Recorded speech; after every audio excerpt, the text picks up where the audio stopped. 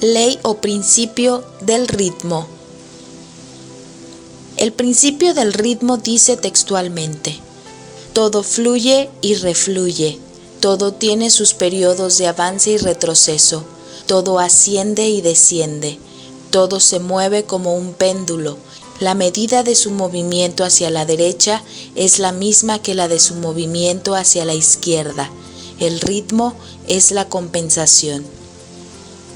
En el universo todo tiene un movimiento similar al de las olas, de avance y retroceso. Los científicos ya han comprobado este movimiento a través de la evolución de los planetas, las estrellas, los soles y demás. La vida tiene movimiento pendular y el proceso de nacimiento, crecimiento, desarrollo y muerte se repite incesantemente en todo. El mismo movimiento que se da en el plano físico también se da en los planos emocional y mental. Esto quiere decir que tanto nuestro humor como nuestros pensamientos también responden a ese ritmo. Como ejemplo, podemos decir que después de un periodo de gran tristeza, pesadumbre o dolor, se sucede otro lleno de gran alegría, felicidad y satisfacción. A veces los cambios de humor se dan en el mismo día. Uno se siente optimista y alegre y al rato triste y preocupado. El estudiante de metafísica debe aprender a dominar este movimiento pendular para evitar el arrastre hacia la polaridad no deseada. El principio está muy relacionado con el anterior, el principio de polaridad. En cada punta del péndulo podemos ubicar uno de los polos opuestos y así vemos claramente cómo oscilamos de un extremo al otro. Raramente llegamos a los extremos totales. Nuestro péndulo oscila en diversos grados y así alcanzamos ciertos grados de felicidad o de tristeza. El Kybalión define a este ritmo como compensación. Aunque el movimiento es difícil de medir en números y no sabemos en qué grado se da, podemos determinar en qué fase del movimiento nos encontramos. Cuando una persona se encuentra en el polo de la tristeza, debe ser que en algún momento la vida lo llevará hacia el polo de la alegría, lo desee o no. Cuando más profunda sea la primera, mayor será la segunda. El ritmo siempre comienza con el polo negativo. De esto se deduce que la medida del movimiento negativo será igual a la del movimiento positivo. El principio del ritmo nos advierte también que los momentos de felicidad o éxito no son permanentes. Tarde o temprano, el péndulo nos llevará a retroceder para luego volver a avanzar. Esto no significa que uno tenga que perder lo que ha logrado, pero es necesario saber que el periodo de crecimiento o de dicha no es constante. Entonces, debemos prepararnos tomando la mayor ventaja posible de los buenos momentos hasta que aprendamos a manejar el principio del ritmo a voluntad. Por ejemplo, si estoy viviendo un momento de crecimiento económico, tendré que aprovechar para ahorrar parte de ese dinero. Existen casos en que las personas parecen haberse quedado estancadas en uno de los extremos del péndulo. Se dice que esas personas se han polarizado. La mayoría tiende a estancarse en los polos negativos, pobreza, soledad, enfermedad y demás. Utilizando ciertas técnicas metafísicas, las personas pueden llegar a despolarizarse y mejorar su vida. Para entender mejor este concepto, puedes comparar al proceso de despolarización al de nadar en el mar. Cuando se nada en contra del movimiento de las olas, se requiere mucho más esfuerzo y a veces ni siquiera así se puede regresar a la costa. Sin embargo, cuando aprovechamos el empuje de las olas y nadamos en la misma dirección, avanzamos con más rapidez y menor esfuerzo. El estudio del principio del ritmo nos permite sintonizarnos con nuestro propio movimiento pendular para aprovechar los movimientos de avance. Pero con el tiempo, el metafísico aprende a escapar completamente a este movimiento pendular. Para lograrlo, busca situarse arriba del péndulo, donde no hay movimiento de arrastre. De acuerdo con lo que hemos estudiado anteriormente, sabemos que contamos con espíritu, alma y cuerpo. El espíritu se corresponde con la mente consciente. Gracias a la acción de nuestro espíritu tomamos decisiones, nos movemos en cierta dirección. Aquí se localiza nuestra voluntad. El alma se corresponde con la mente inconsciente. Esta última es el gran archivo donde almacenamos todas las experiencias vividas. El alma es la fiel servidora del espíritu y ejecutará aquello que elija. Finalmente, el cuerpo se corresponde con nuestro cuerpo físico, vehículo necesario para vivir las experiencias en este plano. Si ordenamos estos niveles de existencia de arriba a abajo, espíritu, alma y cuerpo, y ubicamos el eje del péndulo en la parte superior, podemos deducir que lo que más sufre el embate de su movimiento es el cuerpo físico, ya que le toca el recorrido más amplio del péndulo. Le sigue el mundo emocional o el terreno del alma y finalmente el plano del espíritu, donde las situaciones no cambian. Aquí el movimiento pendular es muy leve o no existente. Por lo tanto, en la medida en que ascendamos a planos superiores, el embate del péndulo se reduce hasta que desaparece. Esto se logra cuando ingresamos plenamente en el plano del espíritu, el plano del eterno presente y la dicha constante. Uno de los instrumentos más eficaces para acceder al plano del espíritu es la práctica de la meditación. Cuando se entra en meditación, se permanece en un estado sin tiempo, donde las presiones de la vida cotidiana y las de nuestro propio ego desaparecen. Hay muchas maneras de meditar. Cada alumno deberá buscar la manera que le resulte más adecuada a su temperamento. Básicamente, meditar significa concentrar la mente en un solo pensamiento, que puede ser una palabra determinada, amor, justicia, paz, algún sonido de la naturaleza, el canto de los pájaros, la lluvia, el viento, alguna música o la repetición de un mantra. Cuando uno realiza una actividad concentrándose totalmente en la misma, se encuentra meditando.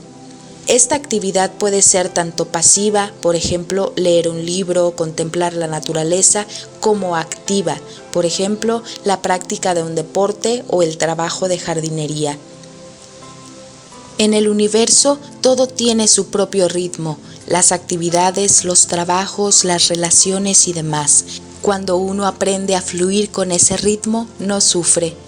Por ejemplo, hay negocios que funcionan más en verano que en invierno. Hay mercancías que son más requeridas en ciertas épocas del año que en otras. Hay actividades que se incrementan hacia fin de año, como las ventas de Navidad.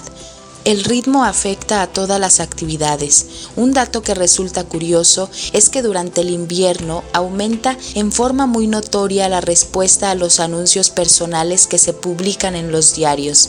En otras palabras, con el frío, la gente busca más intensamente el calor afectivo. Por lo tanto, si uno va a publicar un anuncio en la sección romances con la expectativa de recibir muchos llamados, deberá hacerlo durante esta estación.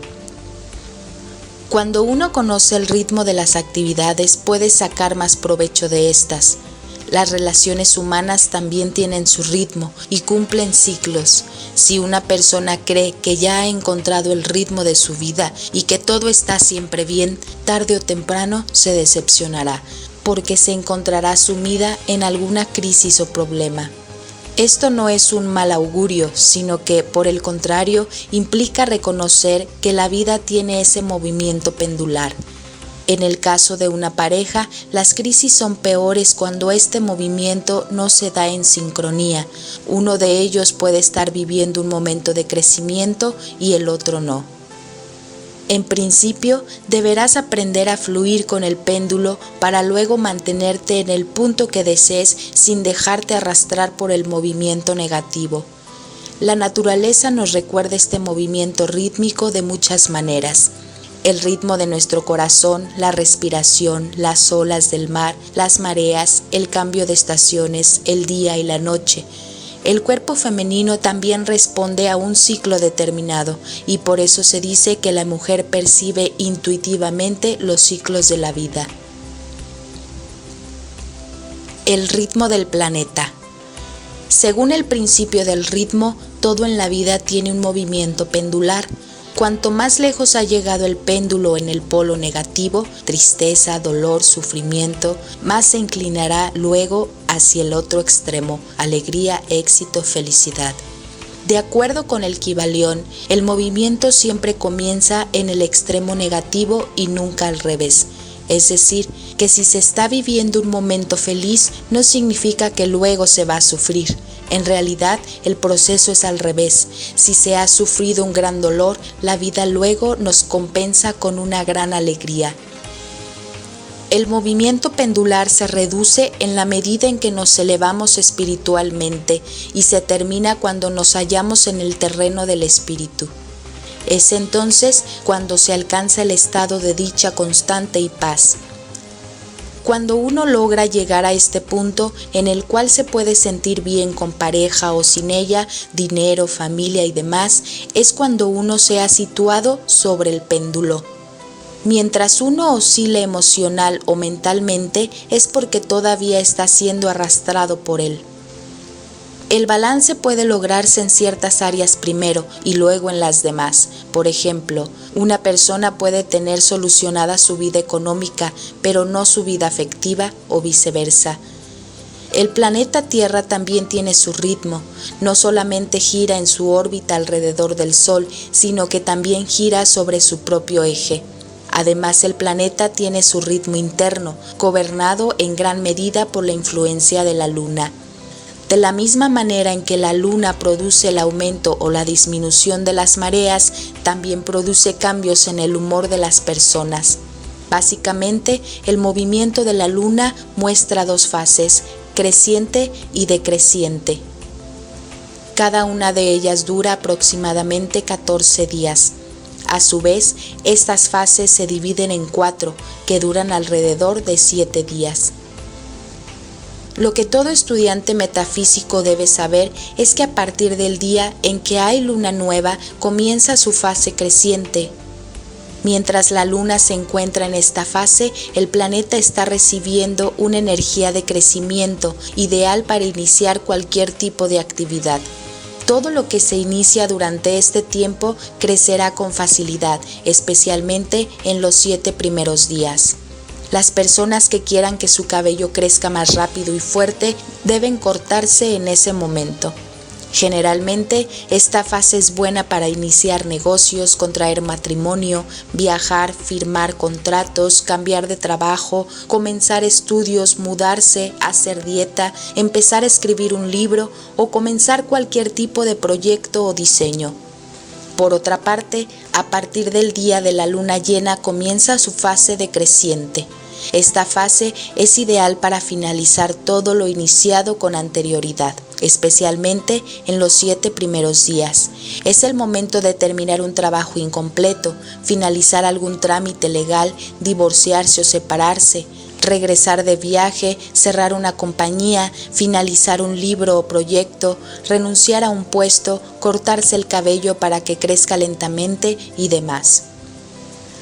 De acuerdo con las fases de la luna, podemos identificar el ritmo del planeta y elegir el momento más apropiado para nuestras actividades personales. El fin del romanticismo. Otra de las manifestaciones del principio del ritmo que encontramos a diario es la música. En esencia, la música es ritmo y tiene su propio movimiento pendular. El tipo de música que uno prefiere denota en gran medida la velocidad del péndulo en el cual uno está oscilando. Si a uno le gusta la música romántica, el péndulo oscilará más lentamente. Si uno prefiere la salsa o el rock, estará moviéndose a mucha mayor velocidad. Hemos aprendido que para programar nuestra mente debemos tener presente lo que hablamos, lo que visualizamos y aquello que sentimos.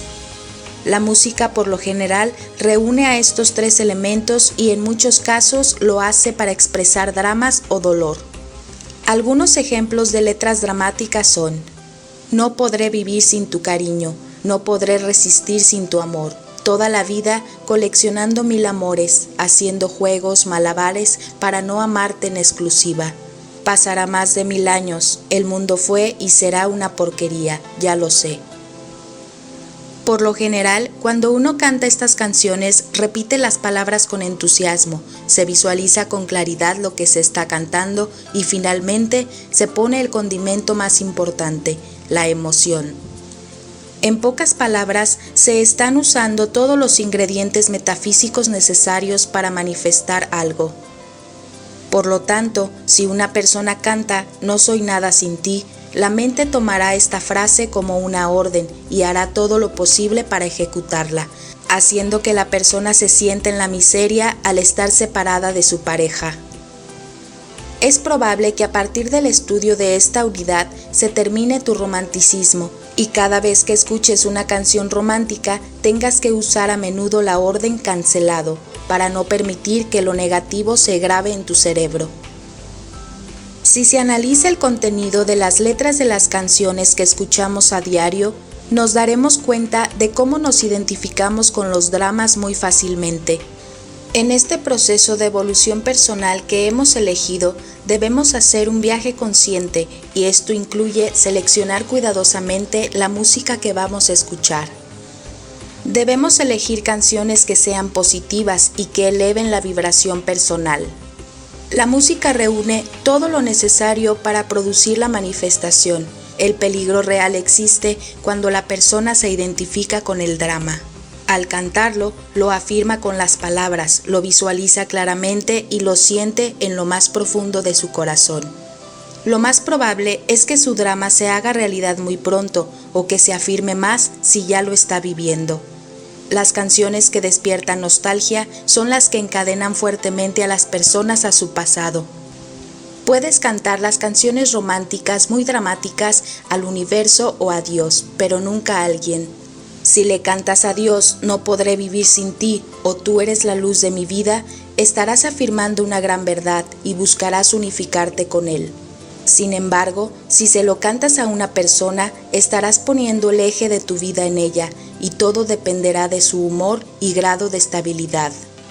La música instrumental también habla y cuenta historias. Hay ciertas músicas instrumentales que elevan el ánimo y otras que por el contrario deprimen. Cada tema musical tiene su vibración propia. Debemos ser muy cuidadosos y elegir todo lo que nos lleve a elevarnos y a sentir dicha. El efecto sub y baja. El principio del ritmo también afecta a las relaciones humanas. De acuerdo con el movimiento de nuestro péndulo personal, atraemos personas más positivas o negativas en determinados momentos. Existe un fenómeno conocido en psicología como el efecto sub y baja, que afecta a las relaciones más cercanas alterando el equilibrio emocional. Para entenderlo mejor, vamos a estudiarlo a través de un ejemplo concreto, un matrimonio. Debes visualizar a cada uno de ellos como tanques de agua conectados en su base por una válvula o un caño. De esta manera, vemos cómo los dos recipientes están conectados entre sí e intercambian su contenido. Cuando el contenido de uno de ellos desciende, aumenta el otro y viceversa. Este fenómeno de vasos comunicantes ocurre también entre dos personas que están enlazadas emocionalmente. Por lo tanto, todas las emociones que reprime uno de ellos las expresa el otro. Continuando con nuestro ejemplo, imagínate que él está leyendo el diario cómodamente en la cocina. Ella habla, pero él solo murmura algo, en el fondo se molesta con la interrupción. En vez de expresar su verdadera emoción, la reprime. Súbitamente, ella se siente incómoda y se enoja. Su marido continúa leyendo el diario y reprimiendo su energía. Todo lo que él reprime surge del otro lado, haciendo que la mujer se enoje aún más. La represión continúa y pronto llega a su límite. Pero en apariencia, por un lado, el hombre sigue completamente en silencio y por el otro, su mujer está totalmente fuera de sí. Entonces el hombre dice excusándose: "Pero si yo no dije nada". De esta manera se explica por qué a veces sentimos emociones ajenas a nosotros mismos o por qué llegamos al límite indeseable. A veces, al conocer a una persona nueva, uno empieza a sentir emociones que ya no son propias. Es probable que se siente el gran deseo de complacer al otro, de brindarse desmedidamente, de estar todo el tiempo solo con aquella persona. Todo esto se debe a la gran necesidad que tiene el otro de recibir. Lo está pidiendo con toda intensidad, pero sin palabras. En estos casos surgen preguntas como ¿por qué estoy sintiendo esto? La persona puede llegar a imaginarse que está viviendo un gran amor y solo está recibiendo toda la neurosis de la otra persona. En esos casos nos encontramos canalizando la furia, la tristeza, la desolación o la angustia de las personas con las que nos relacionamos. Esto es más cierto aún cuando estas emociones no son lógicas o coherentes con lo que nos está ocurriendo en ese momento. Podemos comparar el fenómeno con la contaminación de los tanques. Al estar conectados entre sí, uno recibe la parte tóxica del otro. El efecto sub y baja se continúa en los distintos miembros de una familia. Del padre pasa a la madre, de la madre al hijo o hija mayor y así sucesivamente. Este efecto suele incluir también a los animales domésticos. En conclusión, todo lo que reprimen los mayores lo manifiestan los menores. Esta es la razón por la cual suelen enfermarse los niños en una casa o algunas mascotas se comportan tan neuróticamente. La represión nunca es buena y termina por explotar. En ocasiones, el hijo menor es el que más terapia ha realizado en la familia. Sin saberlo, al sanar sus problemas internos, estaba sanando también los de su familia. El problema se detecta cuando uno comienza a perder su propio eje. Uno comienza a darse cuenta de que está haciendo o sintiendo emociones que lo incomodan. Se da una especie de aceleramiento y agotamiento. Debemos recordar que el cuerpo físico siempre nos envía dos mensajes básicos, comodidad o incomodidad.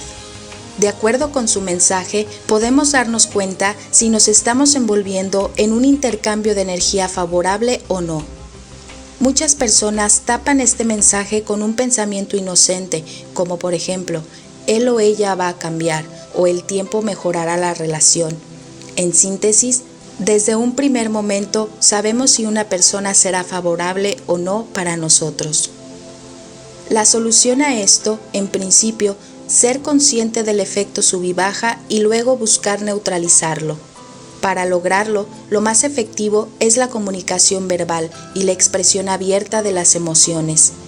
Volviendo al ejemplo anterior de los tanques contenedores, la válvula de escape sería la boca. Cuando uno expresa lo que piensa y siente, libera la energía y se corta el efecto sub y baja. En casos de enojo, siempre es más saludable discutir y terminar el tema en ese momento, en lugar de reprimirlo. El principio del ritmo se manifiesta en todas nuestras relaciones, y cuanto mayor es el grado de intimidad, más grande es el intercambio de energía que se produce.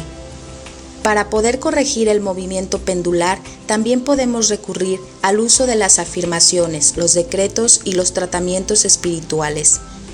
Una afirmación es una oración positiva escrita en tiempo presente.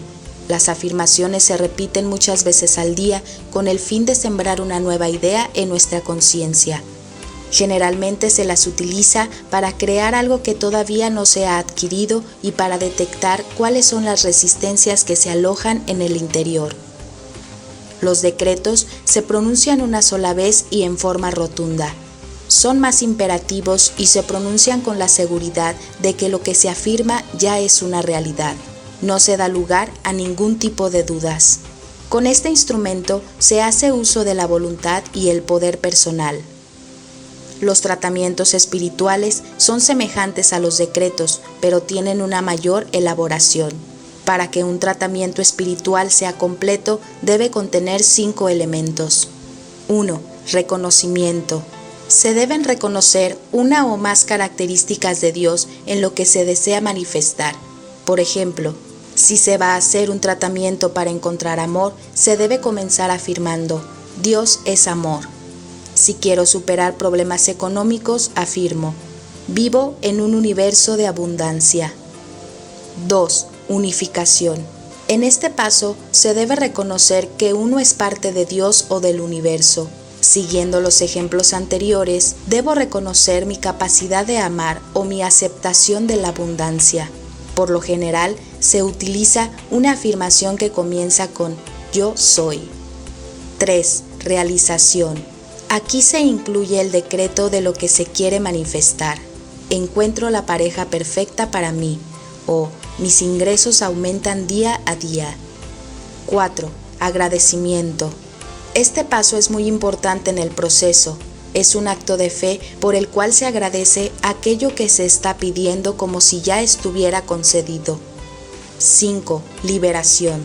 Etapa en la cual se entregan todos los pensamientos a la ley del universo para su manifestación. A partir de entonces no se habla ni se piensa más en el asunto. Se confía plenamente en la ley que todo lo manifiesta en el momento justo y necesario.